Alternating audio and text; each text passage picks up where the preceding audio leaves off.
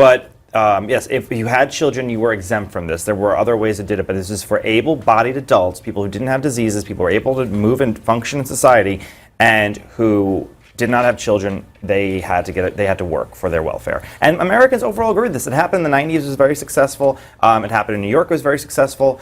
And it's happened in Maine. It's very successful, too. This is part of what Reagan did. Yeah. Reagan came, you know what I've called it before when I used to give my speeches? I called it tough love.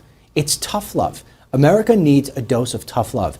We have made it so easy for people not to work. We have ripped out the incentive to work. We have made people just say, hey, I'll just get by.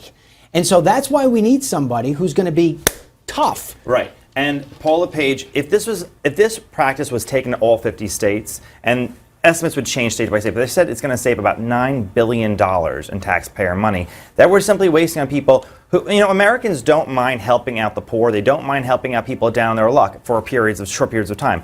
But what they don't like is when people mooch off the system and just suck at the teeth of the system without ever giving back. And this is what this is like. I don't want to put everybody in that bucket. We've only got a couple seconds here left. But I mean, I have employed 1,000 people in my day.